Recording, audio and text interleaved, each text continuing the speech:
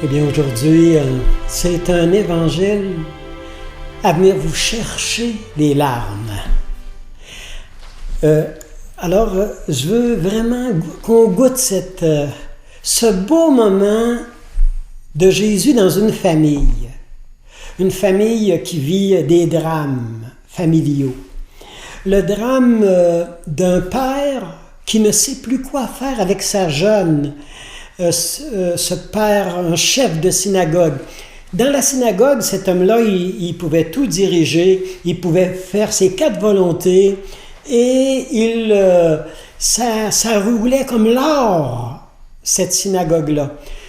Mais quand il s'agissait que le chef de synagogue soit avec sa petite fille, son adolescente, qui était tourmentée, on ne sait pas trop, une dépression, une maladie mentale, un goût de mort, des excès probablement de goût de suicide. Vous comprenez ce père désarmé, ce père dans tous ses états. Ce père, il fallait qu'il quitte le chef de synagogue pour rentrer dans le mystère de son enfant, puis son propre mystère à lui.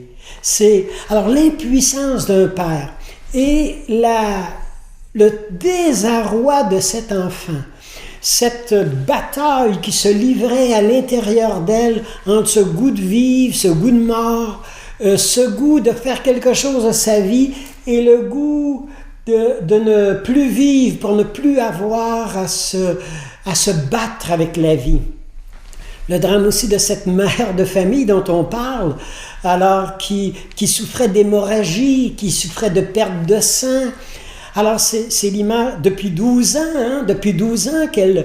Alors elle a tout fait pour les enfants, elle a tout fait pour son conjoint, elle a tout fait pour ses vieux parents, elle a tout fait ce qu'elle pouvait faire, mais la vie lui échappait des mains. Et elle n'arrivait pas à sortir du marasme de la douleur.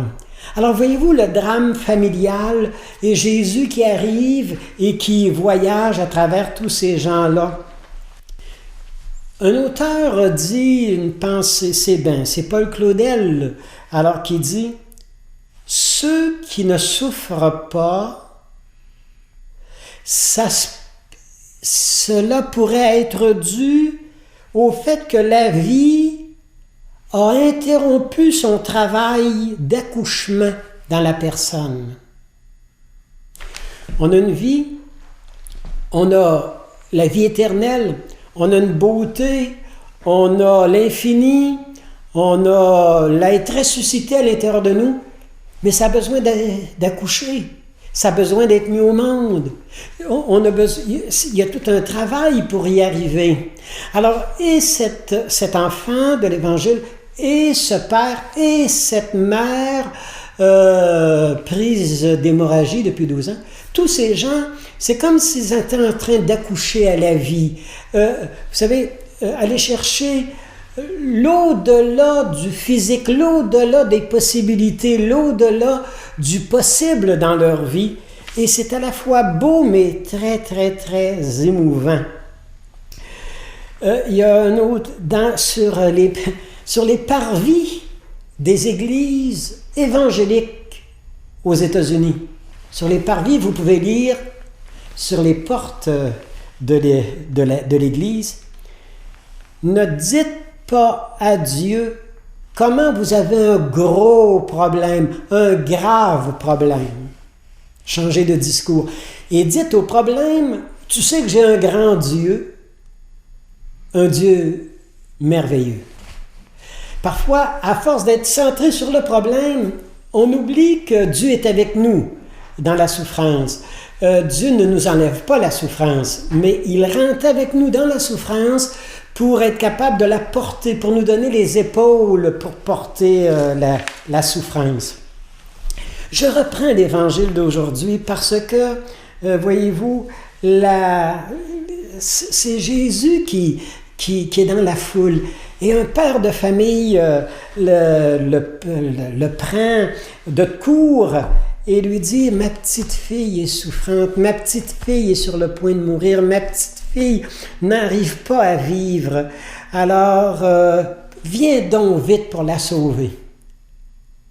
La foi des parents, la confiance, la certitude, ça se peut pas que nos enfants finissent comme ça. Ça se peut pas que les nôtres meurent à petit feu comme ça. C'est impossible que la situation de certaines personnes après un accident, c'est impossible qu'il n'y ait pas un changement. Maintenant, le changement, on n'est pas toujours exaucé dans notre prière. Lui, le Père, là, il a été exaucé, mais c'est après coup. Hein? On ne nous dit pas que tout de suite, il a été exaucé. Et vous savez, parfois, on n'est pas exaucé dans la prière parce qu'il faut prendre le temps d'être élevé comme à la vision que Dieu a sur nous, sur ce que nous sommes en train de traverser. Et Jésus, entendant le cri du Père, se rend chez la petite fille mourante. Et pendant ça marche, il rencontre une femme souffrante, mais souffrante. Et elle se dit, si je peux arriver à toucher à Jésus, même si c'était par la queue de sa chemise, moi je suis guéri. Je suis guéri de mes pertes de sang, je suis guéri de mon épuisement, je suis guéri de cette maladie récurrente à l'intérieur de moi qui fait que j'en vois pas le bout du tunnel. Je suis écrasé. Et si j'arrive, si Jésus me regardait, et si Jésus me touchait, et si Jésus me prenait dans ses bras, moi je suis certaine que la guérison se ferait. Ah, ce qu'elle est belle, hein, cette femme. Et ça faisait 12 ans hein, qu'elle était malade, c'est la Bible qui le dit, c'est la parole. Et l'enfant que Jésus va guérir, elle a aussi 12 ans. C'est comme si ce qu'on vit peut être, ça peut guérir des gens, ça peut les sauver. Ça peut leur redonner espoir, ça peut leur servir d'une lampe dans leur nuit.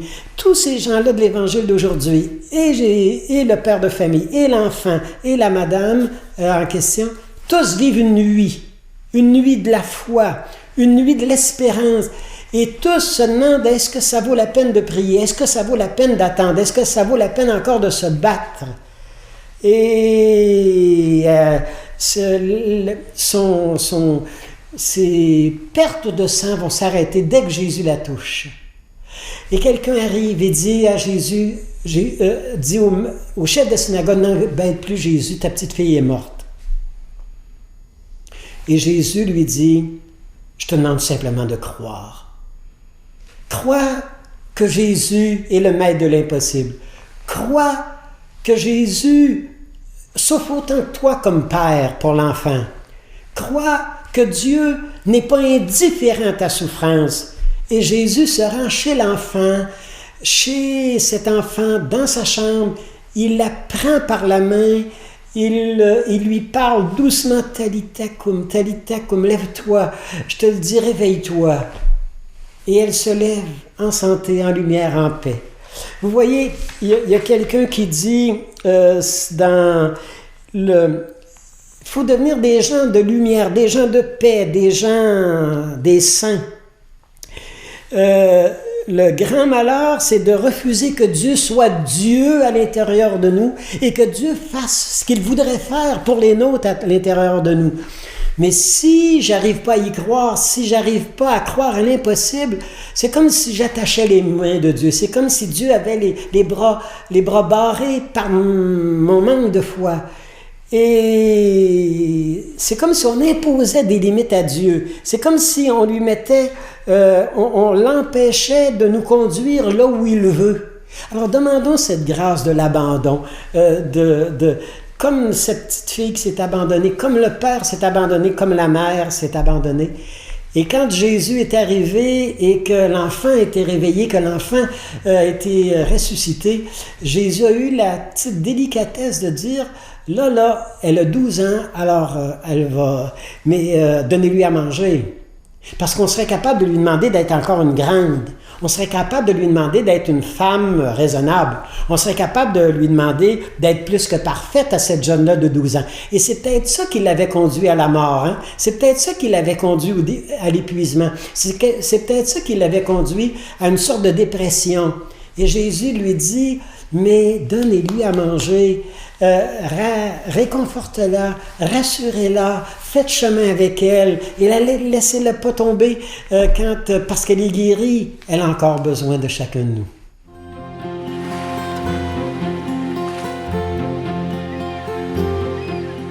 Jésus regagna en barque l'autre rive.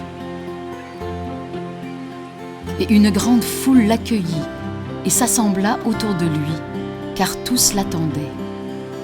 Il était au bord du lac. Tandis que Jésus leur parlait ainsi, voici qu'arriva un homme du nom de Jaïr. C'était le chef de la synagogue. Voyant Jésus, il tomba à ses pieds et se prosterna devant lui.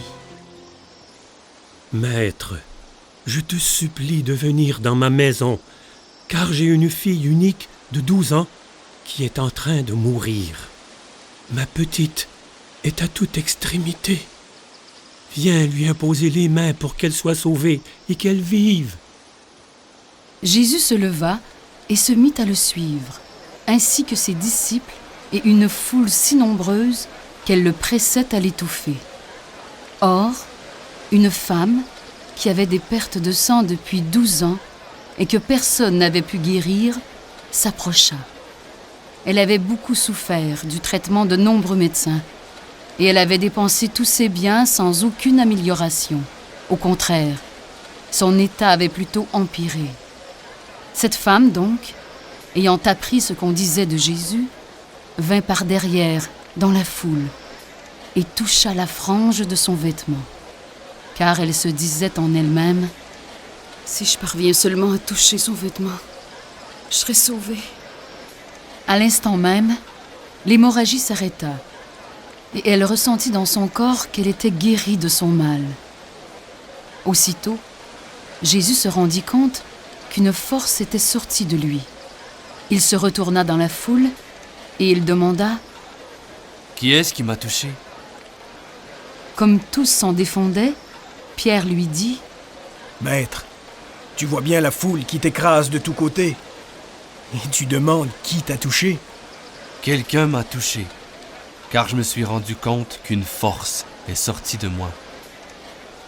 Regardant tout autour pour voir celle qui avait fait ce geste, Jésus vit la femme. Celle-ci, se voyant découverte, vint, craintive et toute tremblante, se jeter à ses pieds. Sachant ce qui lui était arrivé, elle lui dit toute la vérité, racontant devant tout le peuple pourquoi elle l'avait touché. « Seigneur, je suis malade depuis 12 ans et j'ai cru que si je pouvais seulement toucher ton vêtement, je serais libérée de mon mal. Et dès que je t'ai touché, à l'instant même, je me suis sentie guérie. » Confiance, ma fille. Ta foi t'a sauvée. Va en paix et sois guérie de ton mal. Comme il parlait encore, quelqu'un arriva de la maison de Jaïr. « Jaïr, ta fille vient de mourir. À quoi bon déranger encore le maître? » Jésus, qui avait entendu, dit au chef de la synagogue, « Ne crains pas. Crois seulement, et elle sera sauvée. » Jésus, arrivé à la maison du chef, en voyant les joueurs de flûte et l'agitation de la foule, des gens qui poussent de grands cris, pleurent la mort de la jeune fille en se frappant la poitrine, entra et ne laissa personne l'accompagner, sinon Pierre, Jacques et Jean, son frère. « Pourquoi cette agitation? Ne pleurez pas, l'enfant n'est pas morte, elle dort. » Quoi? L'enfant n'est pas morte? Mais qu'est-ce qu'il dit, celui-là? Mais on se moquait de lui, en voyant qu'elle venait de mourir. « Retirez-vous. » Alors, il mit tout le monde dehors, prit avec lui le père et la mère de l'enfant et ceux qui l'accompagnaient. Puis, pénétrant là où reposait la jeune fille, il saisit la main de l'enfant. « Talita koum. Jeune fille, je te le dis, lève-toi. L'esprit lui revint. À l'instant même, la jeune fille se leva et se mit à marcher. Elle avait 12 ans. Donnez-lui à manger. Mon enfant! Elle est vivante! Ses parents en furent complètement bouleversés. Mais Jésus leur recommanda avec insistance. Ne dites à personne ce qui est arrivé. Et la nouvelle se répandit dans tout ce pays.